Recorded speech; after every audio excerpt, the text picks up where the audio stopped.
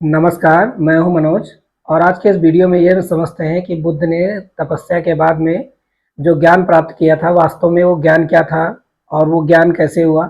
क्या उनको ये ज्ञान अचानक में प्राप्त हो गया, या मतलब वो किसी चीज़ के बारे में जानना चाहते थे इसलिए उनको ज्ञान प्राप्त हुआ?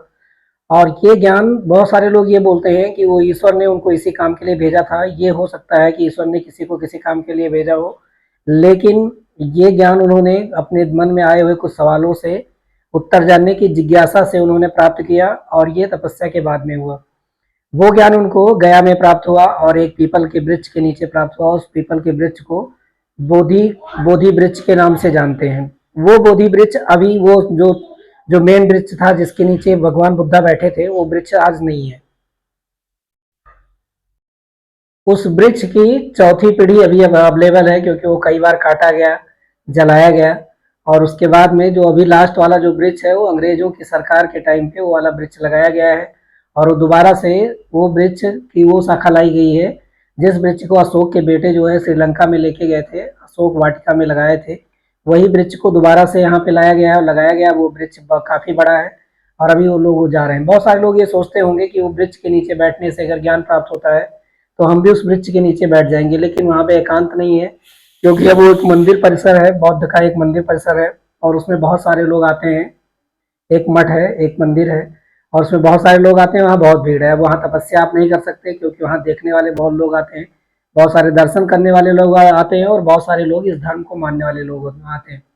भगवान बुद्ध की जहाँ भी प्रतिमा हमको दिखाई देती है, वहाँ पे क्या होता है कि हमको इनके सर के ऊपर ऐसा लाइट दिखाई देता है। ये प्रकाश कहाँ से आया? ये प्रकाश ज्ञान की वजह से आया। और ये ज्ञान कैसे आया? ये ज्ञान जो है तपस्या की वजह से ही आया। ये ज्ञान ज्ञान की वजह से ही इनको ये प्रकाश मिला और ये लाइट ऑफ एशिया कहलाए। ये पूरे एशिया में फैल गया इनका धर्म, जो इनकी बातें थी, उनका ज्ञान था। तो ये ज्ञान इनको तपस्या करने के बाद में अर्जित हुआ। इससे पहले भी इन्होंने पढ़ाई करी थी, ऐसा नहीं है कि इन्होंने पढ़ाई नहीं किया था। ये जब घर राजमहल में थे तब भी इनको शिक्षा दी गई थी, जो इनको राजा बनने के लिए शिक्षा चाहिए वो शिक्षा दी गई थी। लेकिन इन्होंने जब ये भ्रमण के लिए निकले, भ्रमण के लिए बाहर निकले घर से और संन्यास धारण करने के लिए बाहर निकले, तो इनको दो गुरु और मिले और उन गुरुओं ने ये पद्धति बताई, जिसकी वजह से योग और ये दर्शन जो था वो सांख्य दर्शन था, तपस्या करने का तरीका बताया। और उस तपस्या के माध्यम से उन्होंने जो ज्ञान प्राप्त किया वही इनका उपदेश है। तो इनके ज्ञान के बारे में समझते हैं आज हम। ये वीडियो में आज मैंने इसीलिए तैयार किया है कि इनका ज्ञान क्या था, भगवान बुद्धा का ज्ञान वास्तव में था क्या और उन्होंने क्या बताया था।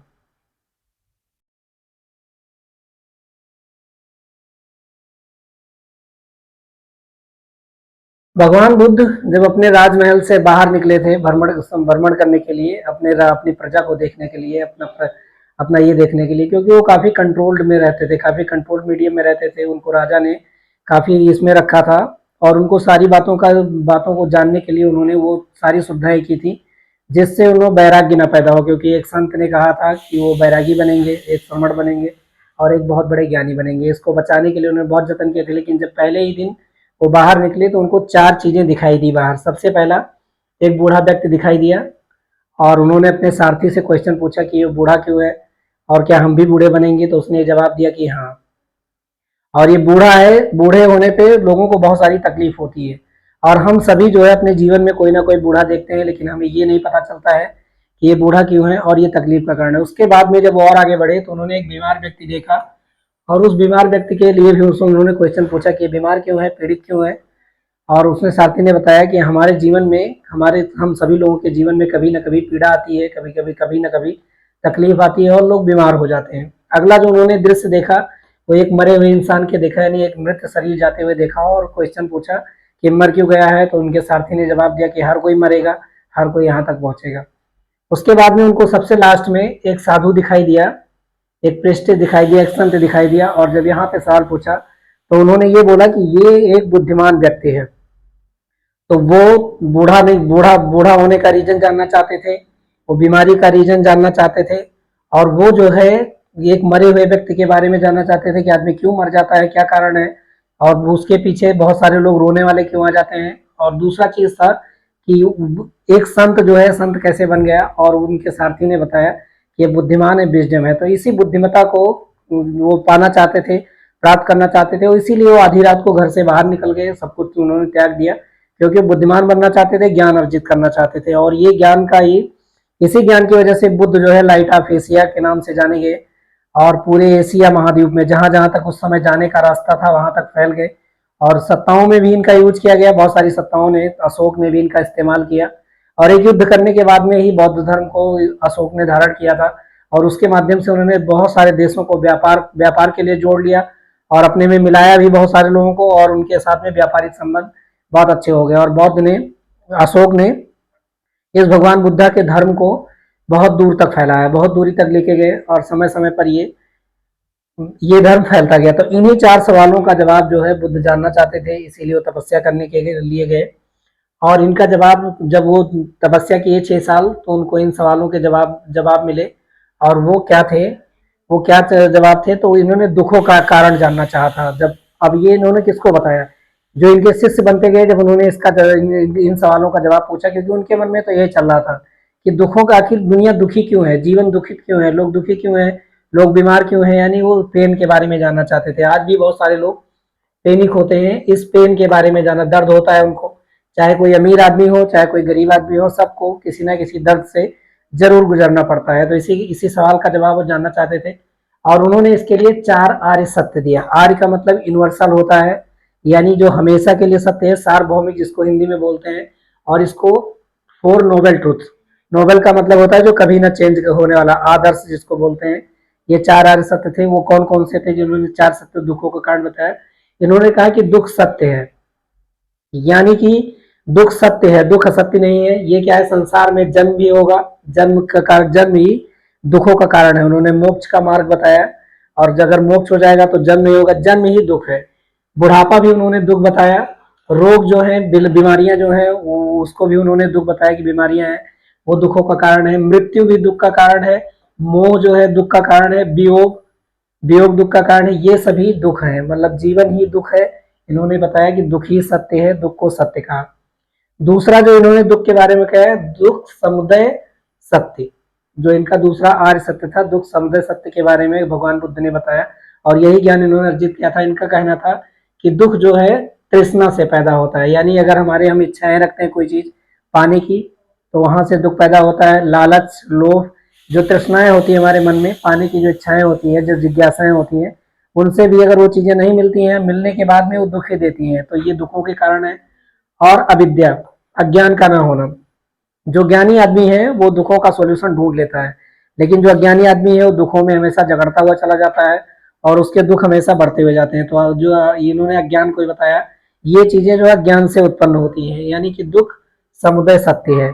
ये कई चीजों को मिलके बना हुआ है और ये सारी चीजें उन्होंने एक्सप्लेन की। जो इनका सेकंड आर्य सत्य था। थर्ड इनका था दुख निरोध सत्य, यानी कि इसका मतलब था कि तृष्णा और अज्ञान को समाप्त करने से दुख का अंत हो जाता है। अगर तृष्णा समाप्त हो जाए, अगर हमारी चाहत समाप्त हो जाए, अगर हमारी जिज्ञासा समाप्त हो जाए, तो दुख भी समाप्त हो जाएगा। और अगर हमारा, तो दुख निरोध सत्य, यानी इसका कहने का मतलब है, यह भी सत्य है कि अगर ये जो तृष्णा है, जो जिज्ञासा है, जो जानने की जिज्ञासा है, और ये जो अज्ञान है, अगर अज्ञान, हमारे पास ज्ञान आ जाए, तो ये दुख जो है समाप्त हो जाएगा। अगला इनका जो ये आर्य सत्य था, यूनिवर्सल ट्रूथ था, दुख निरोध गामिनी प्रतिपदा सत्य, यानी कि ये दुखों को समाप्त करने के रास्ते भी हैं। और इन रास्तों के लिए जब लोगों ने पूछा कि अगर ये दुख है, अगर दुख ही सत्य है, अगर ये यूनिवर्सल ट्रूथ है, तो इसके लिए क्या रास्ता है? कोई ना कोई रास्ता तो होगा जिनसे हम इन दुखों से निकल सकते हैं। तो इन्होंने 8 रास्ते बताए इसके लिए। और इन 8 रास्तों को, इनमें क्या, बौद्ध धर्म में क्या कहा जाता है, अष्टांगिक मार्ग बताया जाता है, यानी कि ऐसे 8 रास्ते हैं जिनसे हम लोग इन दुखों से निकल सकते हैं। तो ये दुख है, संसारी दुख है, और इनका कहना था कि संसार ही दुखमय है। और ये 4 आर्य सत्य थे जिनके बारे में हमने यहाँ डिस्कस किया। और इन्होंने ये बताया कि अष्टांगिक मार्ग है जिनके वजह, जिनसे हम लोग दुखों से बाहर निकल। अब ये अष्टांगिक मार्ग को हम समझते हैं, ये क्या है, नोबल 8 फोल्ड पाथ, यानी कि 8 स्टेप हैं, 8 चीजें हैं जिनसे हम लोग दुखों से बाहर निकल सकते हैं। और ये बिल्कुल सत्य है। सबसे पहला है समयक दृष्टि। समय का मतलब होता है सही, यानी किसी चीज को आप कैसे देख रहे हैं, आपका जो देखने का तरीका है, जो आपका नजरिया है, जो आपका एटीट्यूड है, और एटीट्यूड की वजह से आप उस चीजों को देखने की वजह से आप उससे बाहर निकल सकते हैं, यानी सही समझ रखना, इसका मतलब है समयक दृष्टि। यानी चीज़ों को सही तरीके से देखना। चीज़ों को देखने के दो तरीके होते हैं, एक नेगेटिव, एक पॉजिटिव। अगर आप किसी चीज़ को पॉजिटिव वे में देख रहे हैं तो वो आपके लिए फ़ायदेमंद होगी। अगर किसी चीज़ को आप नेगेटिव वे में देख रहे हैं तो आपके लिए नुकसानदेह होगी, और ये बिल्कुल सत्य है। तो समय दृष्टि, अगर आपकी दृष्टि सही होगी, आपकी आपकी दृष्टि सही होगी, आपका एटीट्यूड सही होगा, तो आप जो है इन दुखों से बाहर निकल जाएंगे। दूसरा होता है समयक संकल्प, यही सही सोच और सही नियत रखना। अगर आपकी नियति सही है और आपकी अगर थिंकिंग सही है, थिंकिंग के बारे में बताया गया है, अगर वो सही है तो आपके दुख कभी ना कभी जो है कट जाएंगे, समाप्त हो जाएंगे, और आप उनसे बाहर निकल जाएंगे। अगला है समयक वाणी। अगर आपका जो बोलने का तरीका है, अगर आपकी वाणी सही है, अगर आप जो है झूठ नहीं बोलते हैं, हमेशा सत्य बोलते हैं, और आप जो है कठोर और चुगलीबाजी नहीं करते हैं, मतलब इनसे बचते हैं, तो आप दुख में कभी नहीं फंसेंगे, और यही सब दुखों का कारण है। ये अगला रास्ता बताया कि अगर इनसे आप बच जाएं तो दुखों से आप बाहर निकल जाएंगे। अगली क्या है समय कर्मार्थ, यानी कि सही कर्म। अब सही कर्म क्या होता है, मैंने कई बार जिक्र किया है, जो अपने लिए फायदेमंद हो, दूसरों के लिए फायदेमंद हो, और इस नेचर के लिए फायदेमंद हो, वही कर्म सही कर्म होता है। और ये समय कर्मार्थ के, यानी कि अहिंसा, ये अहिंसा करना, अगर दूसरों को पीड़ा आप देंगे तो आपको पीड़ा मिलेगी। किसी भी, ये जानवरों के लिए, जितने भी जीवित प्राणी हैं उनको अहिंसा के लिए, कई एक बार क्या हुआ था कि बुद्ध ने जो है, जब लोग भिक्षा मांगने गए तो उनके पात्र में लोगों ने मांस मांस को दान कर दिया लोगों ने। और उसके बारे में जब उनके शिष्यों ने पूछा तो मतलब अपमान नहीं करना चाहते थे इस चीज़ का, और उन्होंने ये बोल दिया कि जो भी मिलता है उसको ग्रहण करें, और उन्होंने जो प्रेम से दिया है। इसीलिए लोग ये बोलते हैं कि बौद्ध धर्म में जो है मांस खाना के लिए छूट दी गई थी, लेकिन ऐसा नहीं है। अगर आप मांस खाते हैं तो अहिंसा करते हैं, और अहिंसा पे प्रतिबंध के लिए यहाँ पे बताया गया है। यहाँ समय कर्मा, यानी अहिंसा न करना, और सदाचार आचरण करना। सदाचार आचरण करना मतलब अपना आचरण अच्छा रखना, जो आपका व्यवहार है, जो आपका बिहेवियर है, उसको हमेशा अच्छा रख। गलत आचरण हमेशा आपको दुखों की तरफ ले जाता है, ये इसका रास्ता है। समय का जीविका, यानी जो अपने कैरियर का आप चुनाव करते हैं, जो कैरियर का सिलेक्शन करते हैं अपने जीवन जीने के लिए, उसका सही से चुनाव करना चाहिए। अगर आप गलत रास्ते पे चले जाएंगे, गलत रास्ते का चुनाव करेंगे, तो हमेशा आपकी ज़िंदगी जो है दुखमय रहेगी, कभी भी सुखी नहीं होगी। और अगर आप अपने कैरियर का अच्छा चुनाव करते हैं तो आपकी ज़िंदगी अच्छी रहेगी। इसके बारे में भगवान बुद्धा ने बताया, पांचवा मार्ग था इनका ये, तो इससे बाहर निकलने का, दुखों से बाहर निकलने का। और समय प्रयास, यानी जो इफर्ट्स आपका है वो सही होना चाहिए, यानी कि बुरे विचारों को त्यागना और अच्छे विचारों को बढ़ाना, ये आपका सामयिक प्रयास है। अगर आप एफर्ट्स जो है सही तरीके से करेंगे तो आपको सफलता अच्छी मिलेगी, और जब अच्छी सफलता मिलेगी तो आपके जो दुख होंगे वो जरूर भाग जाएंगे। और यहाँ पे कहने का यही मतलब था। दूसरा था समय स्मृति। स्मृति का मतलब है कि आपको हमेशा सजग रहना होगा चीज़ों से। अगर आप बहुत निश्चिंत हैं, किसी की वजह से आपका जो है बहुत ज़्यादा जुड़ाव है, और किसी पे बहुत ज़्यादा फेथ करते हैं, तब भी आप लोगों से सतर्क रहने की ज़रूरत है, सजग रहने की ज़रूरत है। और ये भी दुख का कारण है। अगर आप अपने माइंड को ओपन करके नहीं रखते हैं, आपकी स्मृति अच्छी नहीं रहती है, लोगों के प्रति में आपका जो है, आप चीज़ों से अलर्ट नहीं रह पाते हैं, तो ये भी आपके जीवन में कभी ना कभी दुख का कारण बन जाएगा। और सम्यक समाधि, समाधि का मतलब ये नहीं है कि आप हमेशा के लिए जो है, मतलब त्याग तपस्या के लिए कहीं पे बैठ जाएं। ये तो ज्ञान अर्जित करने का एक तरीका है। सम्यक समाधि का मतलब है कि ध्यान और एकाग्रित विकसित करना, और ये पढ़ाई का सबसे अच्छा तरीका है। अगर आप समाधि में नहीं जाएंगे, एकांत में अगर नहीं जाएंगे, और चीज़ों को सही से यूज नहीं करेंगे, तो आप जो है कभी भी आगे नहीं बढ़ पाएंगे। और बुद्ध ने 8 मार्गों को बताया था। वास्तव में इनका जो मार्ग था वो मोक्ष प्राप्ति के लिए था, कि ये जन्म जो है वही जो है दुख का कारण है। तो अगर जन्म से बाहर निकलना है तो हमें मोक्ष मोक्ष की प्राप्ति करनी होगी। लेकिन जो हमारे दैनिक जीवन है उन पे भी ये लागू होता है, जो अष्टांगिक मार्ग है वो इन पे लागू होते हैं। अब इसके लिए, ये अष्टांगिक मार्ग के लिए पंचशील सिद्धांत उन्होंने बताए। और वो पंचशील सिद्धांत क्या है, जो बुद्ध के द्वारा बताए गए। और जो ये पंचशील सिद्धांत को हम एक बार एक शॉर्टकट में समझते हैं। इसमें फाइव फाइव प्रेस्पेक्ट्स था, यानी कि ये पंचशील है, यानी 5 सिद्धांत थे। इसमें था कि प्राणी हत्या न करना। अब बहुत सारे लोग ये सोचते हैं कि उन्होंने ये बोल दिया था कि मतलब आप जो है, जो भी मिल रहा है आपको उस चीज़ को ग्रहण कर लीजिए, लोग प्रेम भाव से दे रहे हैं। इसका मतलब ये नहीं है। अगर आप मांस का सेवन करेंगे तो आप जीवों के हत्या के लिए मतलब ये जिम्मेदार बनेंगे, बिल्कुल पक्का। तो प्राणी हत्या ना करना, प्राणी की हत्या करने के लिए यहाँ पे मना किया गया है। दूसरा क्या है, चोरी ना करना है, अस्तेय जिसको बोलते हैं, यानी कि चोरी से बचना।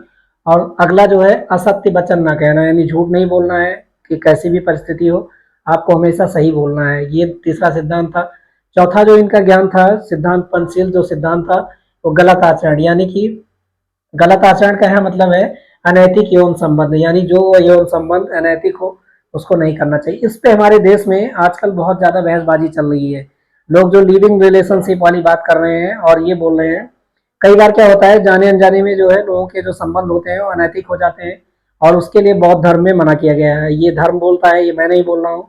यहाँ पे गलत आचरण का मतलब है अनैतिक यौन संबंध से है, और ऐसा करने से बचना चाहिए। अगर ऐसा होने से क्या हो सकता है कि कोई ऐसी संतान पैदा हो सकती है जो समाज के लिए बहुत खतरनाक हो सकती है, तो इसलिए मना किया गया है। और दूसरा है कि मादक द्रव्यों का सेवन न करना, यानी जो ये नशे वाली चीजें हैं, जितने भी मादक द्रव्य हैं, गुटखा, पान, तंबाकू, बीड़ी, मसाला, उस टाइम पे तो नहीं रहे होंगे जब भगवान बुद्धा थे, लेकिन नशे करने के लिए बहुत सारे साधन उस समय भी अवेलेबल रहे होंगे। लोग जो गांजा है, भांग है, ये चीजें नेचुरली पहले से अवेलेबल थी। और ये ओपियम भी हो सकता है कि लोगों के पास में रहा हो उस समय, और इसका सेवन करने के लिए, मादक जो पदार्थ हैं इनका सेवन करने के लिए यहाँ पे मना किया गया है। और ये सब क्या है, दुखों के कारण है। आज नहीं तो कल अगर इसके कोई, ये मादक पदार्थों का कोई आदि हो जाता है, तो आने वाले दिनों में अपने लिए भी और जो आपके परिवार आपसे जुड़े हुए लोग हैं उनके लिए कभी ना कभी ये दुखों का कारण बनेगा। पैसे हैं आपके पास में तो आप इसका सेवन करते चले जा रहे हैं, कोई फर्क नहीं पड़ रहा है, लेकिन कोई ना कोई दिन ऐसा आएगा, चाहे कोई बड़ा आदमी हो चाहे कोई छोटा आदमी हो, किसी ना किसी दिन ये जो है आपको बर्बादी के कगार पे लाके खड़ा कर देगा। तो ये पंचशील सिद्धांत हैं जो भगवान बुद्धा ने बताए थे।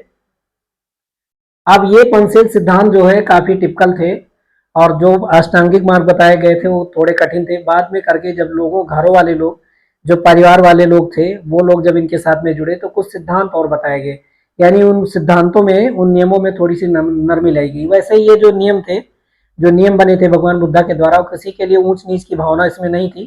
तो इससे बहुत सारे लोग जुड़े उस समय, और दुनिया के बहुत सारे लोग, जो बटे हुए लोग, काले लोग, गोरे लोग, और ऊंच नीच जो अलग अलग देशों में अलग अलग तरीके की प्रकृति थी, उनसे बचने के लिए लोग बुद्धा के साथ में जुड़ते हुए चले गए, और ये संख्या बहुत बड़ी हो गई थी।